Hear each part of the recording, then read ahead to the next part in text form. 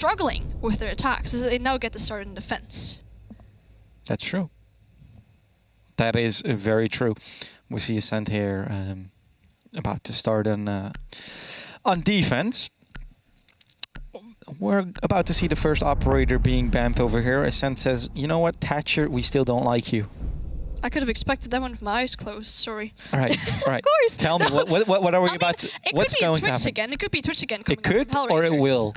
That's the question. It will. It will be a Twitch again. Could you expect that one with your eyes closed? Yes. I wanted to have my eyes closed and I just wanted to in full confidence says, and they banned the Twitch. And then I would open my eyes and see I was completely wrong. If we follow the next map, this should be a Velk. And I think that could be happening. And they banned Velk. Oh, what? Oh, no, Mirror. they're banning Acend's defensive operator because Acend banned Mirror on the last. So what does Acend do? They have no idea what to do now. Nah, they're fine. They might as well ban the Velk, or they just ban any other operator that they don't feel comfortable with. But I wouldn't be surprised with the Velk. Indeed, Velk just having this very high ban rate so far. You know what they just did? Well? They said, here, look at my... hey, HellRaisers said, hey, Acend, can we see your homework? Yeah, sure, just don't copy it.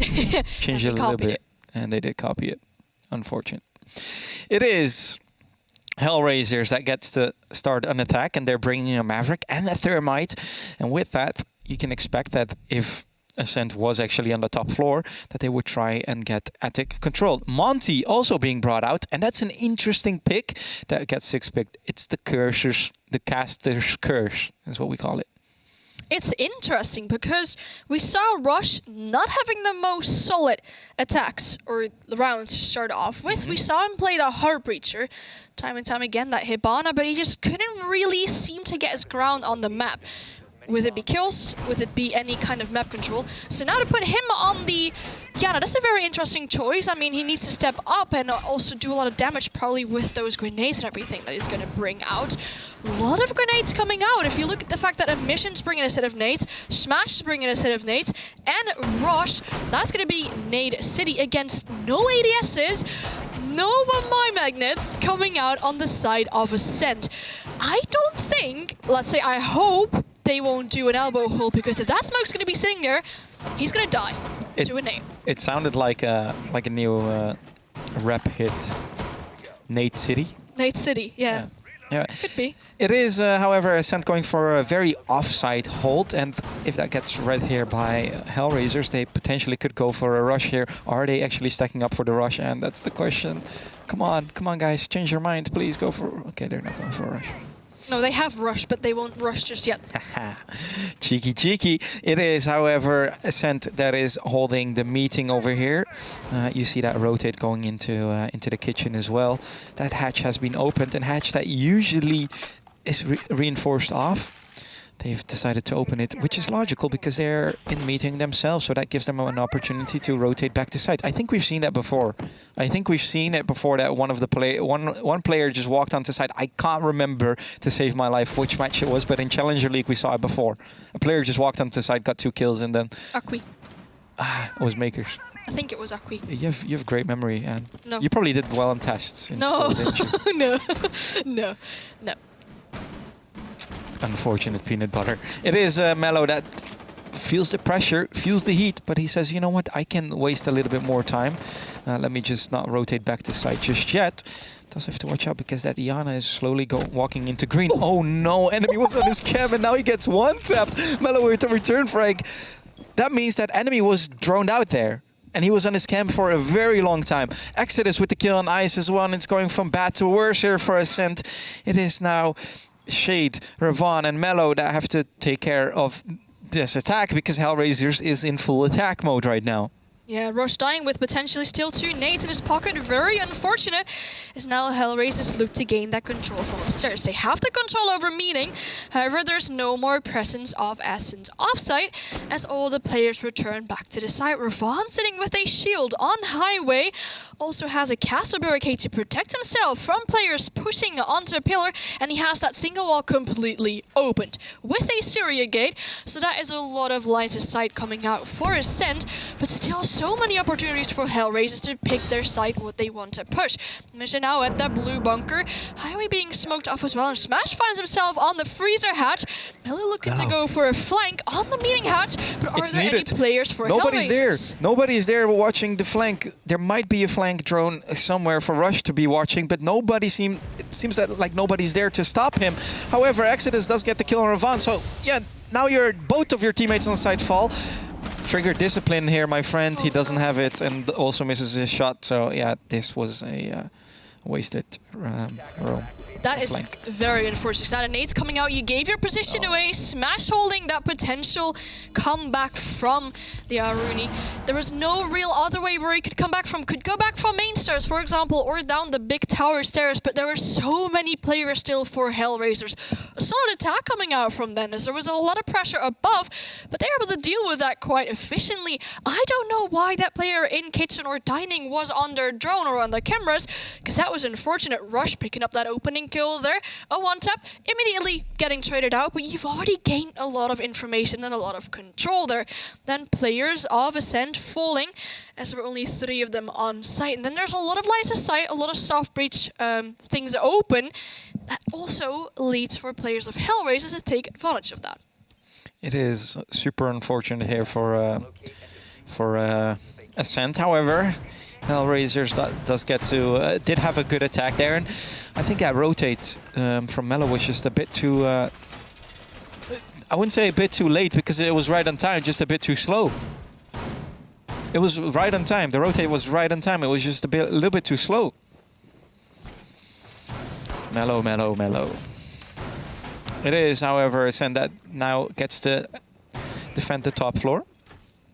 If we have a quick look at the statistics, and the top floor does favor the defender. I mean, Oregon in Challenger League is a defender-sided map. 60% of all defenses get one. Top floor, 64% times. 64% of the times gets one versus 61 on Laundry Supply. Well, if you're saying that it's defender favorite, then what we've seen from HellRaisers just now is a very solid start to this game. I mean, they've already won their first attacking round. Any more they can get is just additional. You're looking at a 2-4 would be ideal for them, and everything above that is even better. They're looking to take quick control from downstairs here. There is presence from players of Acend downstairs, but there's also a lot of nade potential from downstairs, and that's probably why HellRaisers is looking to take that control from underneath. They can do a lot of damage with those nades, but the first player that they'll encounter is that player into security, looking for that jump in here. He's being pressured from both sides of the hallway now. Smash was previously pressured from top right, but that player is gone now, allowing them to walk into this hallway, and that should put some pressure on the player in security here. Exodus, however, being shot from the freezer stairs. No way. When he walks away. No way. How do you not get that kill?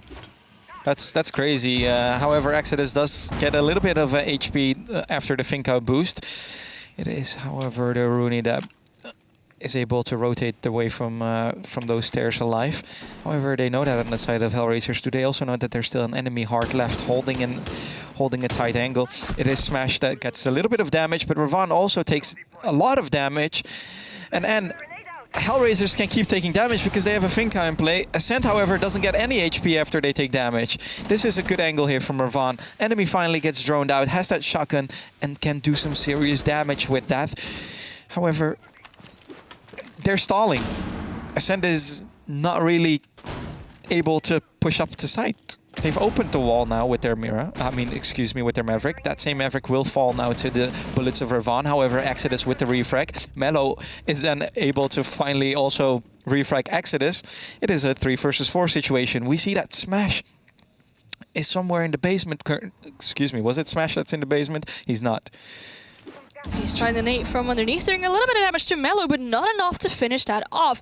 And I mean, now looking at the top of the laundry stairs here, trying to engage with flares as there's more players into this lobby hallway. Why does he not push up just yet? It is Ice to fall to the gun of Rush. We're looking at a 3-3 man count, but 2 players on the side of HellRaisers lost some HP versus 1 player on the side of Acend. Smash and enemy doing a little bit of a stare down there onto laundry stairs, but no one's taking the advantage of that. Shade finds himself very exposed on site behind the bunk bed. Does he know that they're coming from big window? Because he's starting to smoke Okay, white makes sense because you have a rush there, but he put his shield down there. Yeah, he does know. He does know. It makes sense. It is Smash that's now rotating upstairs. Oh no, he held the angle for the longest time, and finally enemy decides to come out of his corner. Smash now with a kill. That's an important kill. Did enemy just lose that gunfight? No, he didn't. No, enemy won. Enemy just came back for a flank, I think Oh my it was, goodness. and got that gunfight. But this round just lacked initiative from both sides, really. As we said, the side was above. There was a stronghold coming downstairs. I mean, we saw 3 players, one in kitchen, one in security, and there was another player around kitchen, if I'm not mistaken. But no real initiative was coming out from either side. We saw attackers in the hallway, nading, flashing, going for the utility to force that player out of security or let alone kill him. The shotgun was there as well. We saw the player with the shotgun in security go for the swing, not doing any damage because the players are further. With that shotgun in that close range, you would win that gunfight any day of the week, but no initiative coming out from either players, forcing the attackers to have to retreat to another way because there was no downstairs control, there was no things that they could do with those nades from underneath, and then they relied on that big window jump in. That wasn't possible. They had a player going from trophy, very split push with those attackers remaining on the side of Acend, or the side of HellRaisers, and that led to a flank coming out from Acend. So it lacked initiative. No one was really trying to do anything, and obviously that works out in the way of HellRaisers, you would say. What would you say, Anne? You would say it works out in the way of... Sorry, would works out in the way of Acend. You would say, obviously, because they're on the fence. Exactly. Time is ticking out. And that's And the what it clock did. is against the attacker. Yeah. Every single time. Let's not forget that. What's also every single time is that when we see Chalet, we pretty much always go to overtime. The question is, what will we see happening here on Oregon? Oregon can go either way, you'd say. I think Demo said it right. It's a 50-50. Statistically, it's not, but it is a 50-50 in our experience. We experience it as a 50-50. Ooh, Mello. Now being droned. Shoots a drone as well, but now the attackers are aware of his positioning. However, there's no one really being droned indirectly after that drone, so Mello gets to retreat quite safely. Goes for the wallbang onto Exodus. He hits that shot as well, and that's the buck off the board. Now he gets to roam further. The thing is, the buck made that rotate for him as well. Yes. So he just gets to use that buck's rotate. No way. Yeah, because if you make that rotate, you know there's a player close to it. Exactly. That should not have happened. That really shouldn't have happened. It is, however, Mello with the kill, and he makes it back alive onto site. And with that, also a minute wasted, and one of the self-destructors off the board. Pretty much the only self-destructor. Yeah, exactly. Smash now looking to make his way down the freezer stairs. A lot of utility with one of those beepers as well, proximity, so, like making the defenders aware of his positioning. So he retreats just for a little bit of safety. Meanwhile, Emission's working on that freezer hatch, not being just very successful. Looking to open this one anytime soon as time is ticking down, but... Oh, that's so smart. This is so smart from enemy. He just keeps ripping at C4, giving a sound cue to the Maverick, and because of that, this is next level siege, I'm about to tell you. Because of that, the ripping of that C4, Emission keeps having to, you know, stop with his torch. This is also next level siege, but it doesn't work out in the favor of Smash. He thought, you know what, I'm just gonna drop into sight straight away. But yeah, back to that. He kept ripping that C4, and that gives the Maverick a sound cue, hearing that C4 being ripped and thinking, oh no, I'm about to get C4'd. Oh no, I can't keep Mavericking this because that C4 is about to come. But no, enemy was just big brain player. Huge brain player. Players finds himself prone at the laundry double door. Enemy seems some pressure from a nade. Second one coming out, and that does a lot of damage to take him off the board. Rush picking up a nade kill there, and now they force themselves down this freezer stairs here. One still sitting at laundry behind the washing machine, and they could be huge in this round. Shade also in this little box. Could go for a smoke canister. Ice picking up a kill onto Rush, so 2-4. Make that a 1-4. Flares finds himself in a 1v4. He's looking to push in the side here with that Aruni gate being disabled now, but that also gives away his position. Finds a shot ahead of the Jaeger. Does not land a shot, however. So 3 players in laundry here. Flares being pushed from all different sides, but it's Ravon to pick up that last kill. Around on the board for Acend, and HellRaisers are just not committing to any push whatsoever. They have that finger, hot dropping down the hatch. kind of whiffing the gunfights. No follow-up whatsoever. In the meantime, a player just sneakily walking down the laundry stairs. No commitment coming from that side either. HellRaisers aren't committing to a push on any side of the map, and that's costing them life after life. Time running out, and that's bringing rounds in the hands of Acend. You also saw a moment in which there was a player on the side of Acend in laundry, on top of the cabinets, and he was being yellow-pinked. And you saw that the Iana was ready to actually get that kill. But just as the Iana peaked, a smoke canister was thrown between the Iana who was in freezer and the player in laundry. And that player in laundry was able to rotate away from there. So it just shows, maybe one of our next segments, and we need to show the power, but also the cons of smoke grenades. How about that? Hassa Opera has been in the game for very long, but obviously we do see players play smoke quite different. I was talking about the smoke grenades, actually. Oh, because we just saw that the smoke grenade was used pretty much against the attackers because they threw it, and they were about to be able to get a kill if that smoke grenade wasn't there. But that smoke grenade gave one of the defenders coverage to move out of his position. We've seen that before, haven't we? And in the same exact, and on these, you know, it was also HellRaisers back then. Just unfortunate that the utility isn't really working out in their way, or they aren't just using that utility into the maximum of their advantages here. Now the fact that Ascend's won 2 sites, they managed to win kids' dorms as well as laundry, forces them into a tertiary bomb site. They're not going for kitchen dining, they're going for kitchen and meeting. And that gives them a solid hold onto Attic. And if they can keep that control of Attic for as long as possible, they can deny any kind of control or push into meeting whatsoever. This mute jammer on the wall towards Attic will cause some extra utility for the attackers to clear that out and to get that breach. Rush feels very pressured from these winners, expecting spawn peaks to come out from Acend, but that hasn't been happening so far. Attic is currently being opened by a mission. Quite the default thing to do here. Only has 4 Hibana pellets remaining, so has to use those wisely. Decides to use those to make the rotate a little bit bigger, so that you can actually walk through it. It is almost the entire side of HellRaisers that decides to push it from the north side, from the big tower side. They've opened the Attic quite quickly. Rush will be using his nade right here to get rid of that bulletproof camera, and oh no, Rush almost loses his life there. Has a slither of HP remaining. Luckily he has a Finka, but why is Finka not using his booster?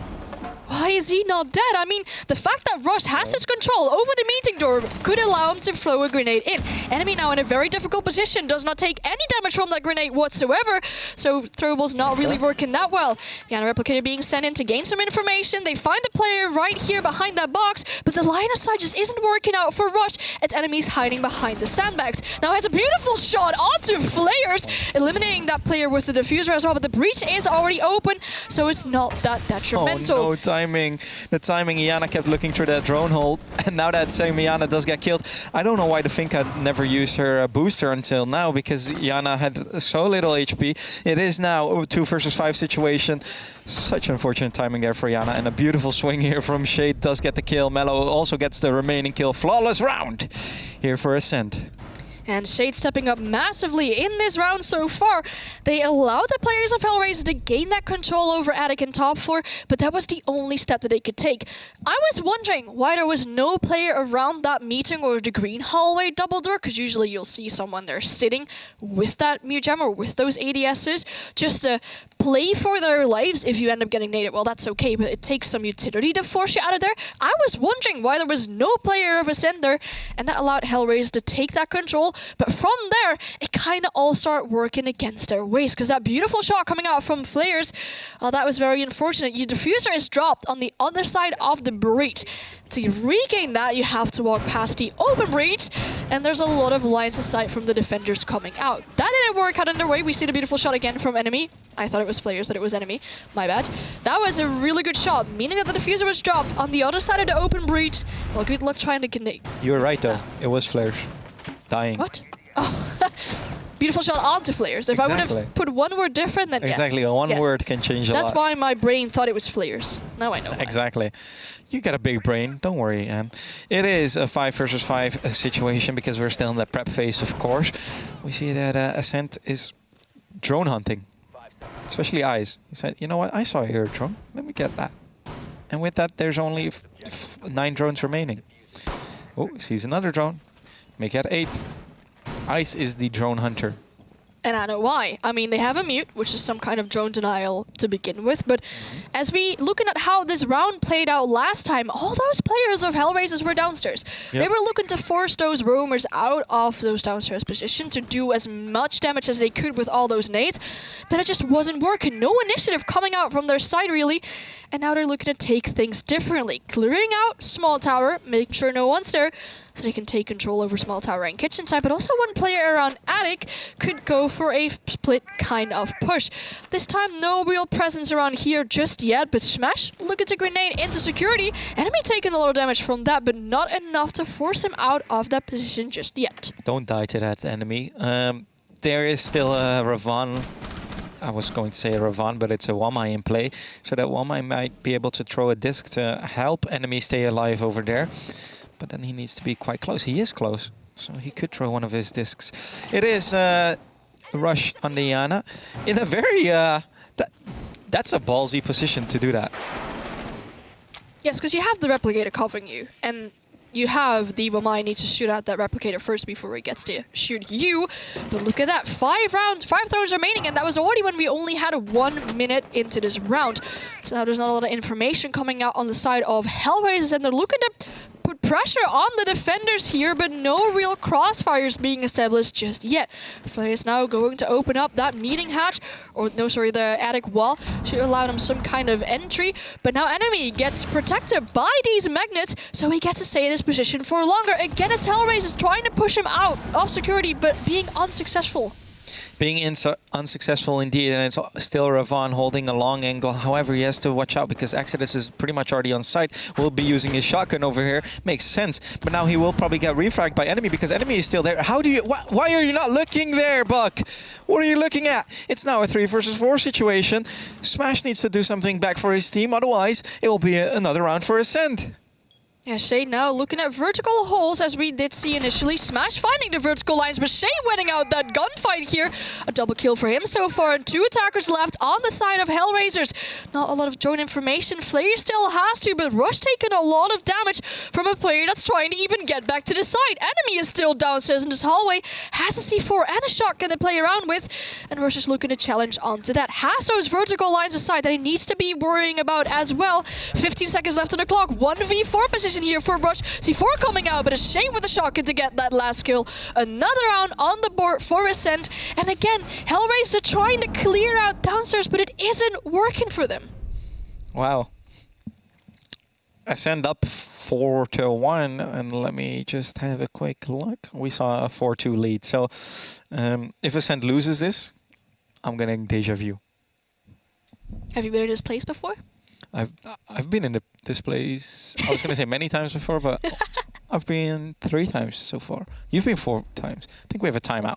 Yes. That's why the lights come on again and it's back to our pretty faces. You've been in this place before as well. I last have map. Been. Sorry? You've been in this place before last map where we had a tactical timeout. That was from Acend. Now it's from HellRaisers. HellRaisers, yeah. HellRaisers finally says, I think we need a timeout. But they did it without a timeout. Why would they do it with a timeout now? What's the difference? What's the big difference here? How do you mean that?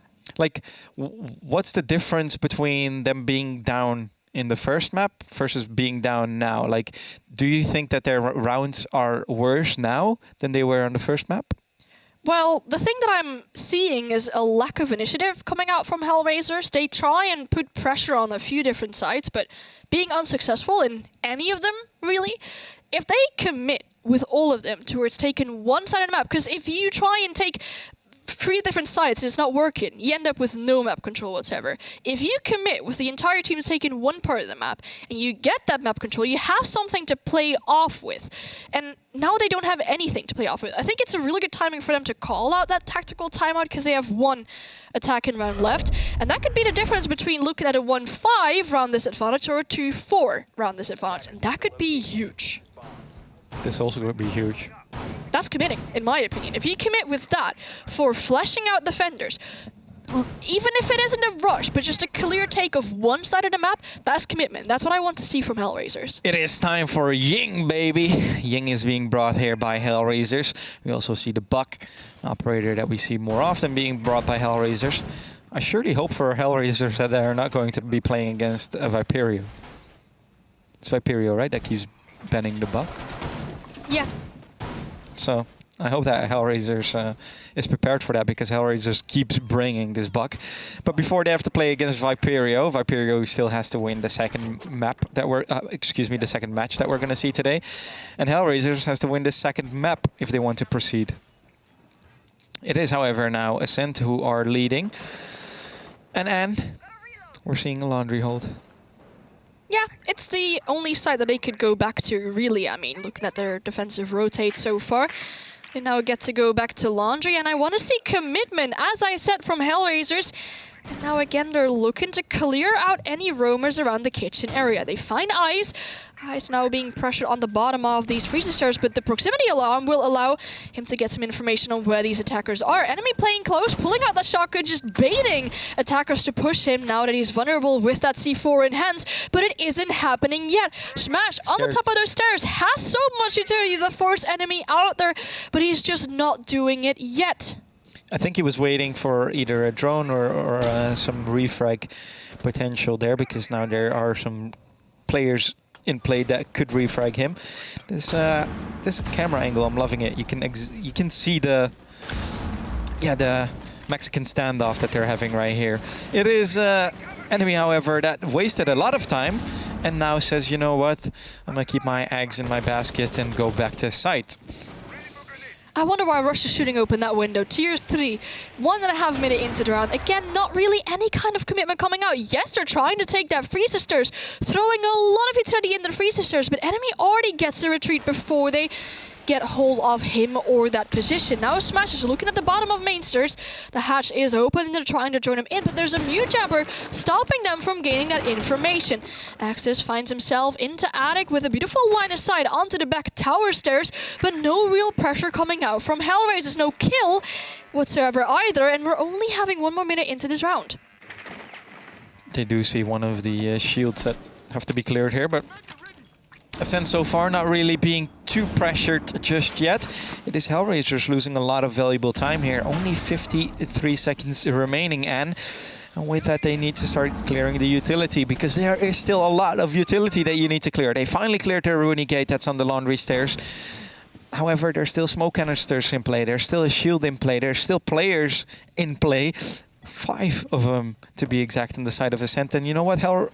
Exodus says, I'm going to rotate now, a little bit late. Smash does get the opening kill. Mellow with the refrag, though, a 4 versus 4 situation. That same Mellow now has to be able to get another kill, but he doesn't. So now, effectively, it was a 4 versus 3, but it is back to a 3 versus 3. No. Yes, it is. It's unfallable. All these trades coming out. Is the pickup coming in? A mission picking up a triple kill so far.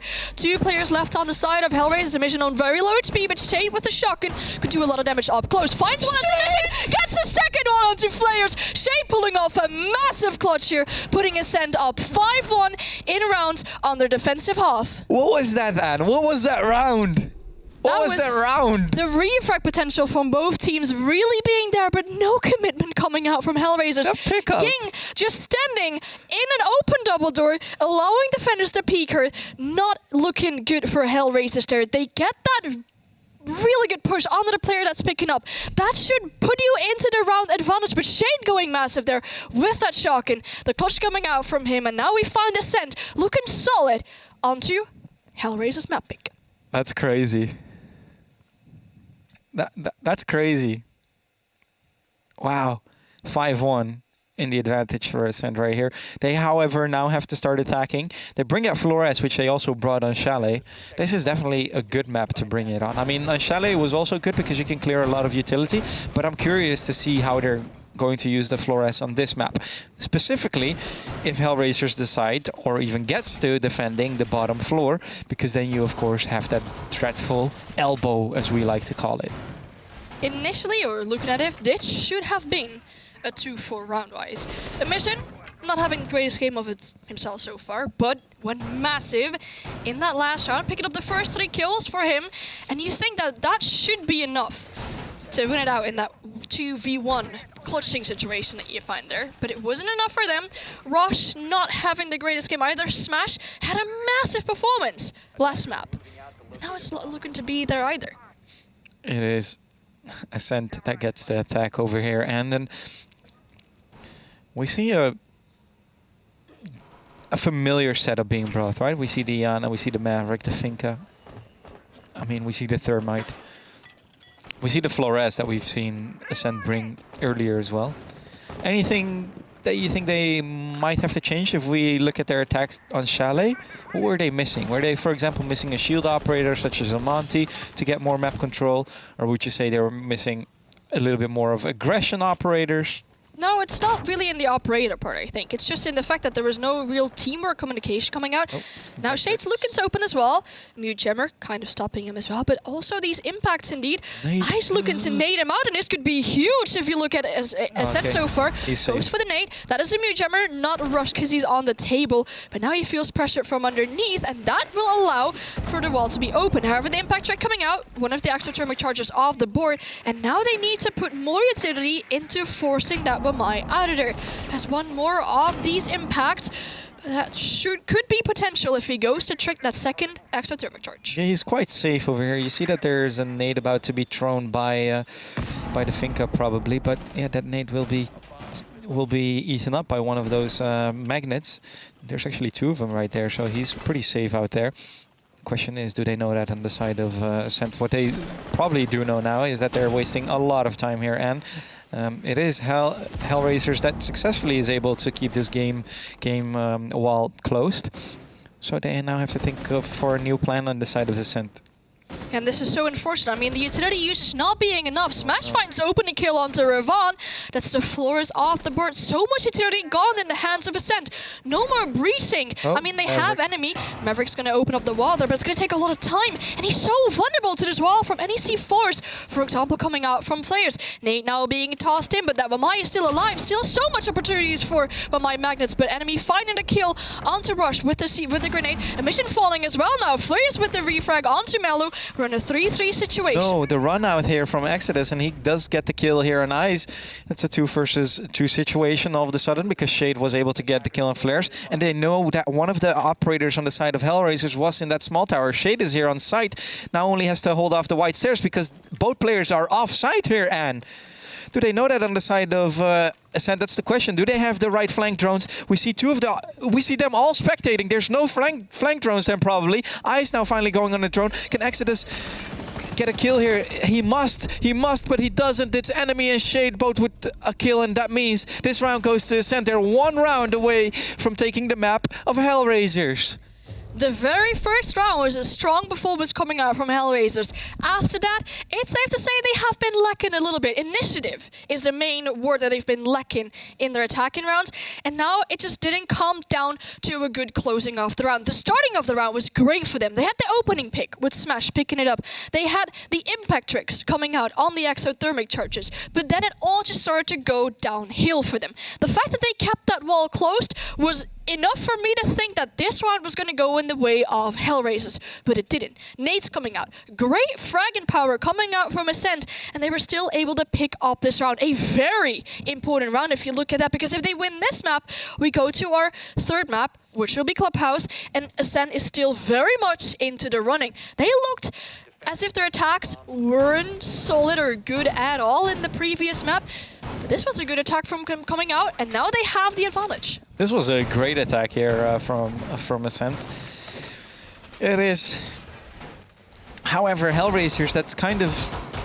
I mean, was it a great attack? And I want to come back to that. I don't think it was a great attack. No.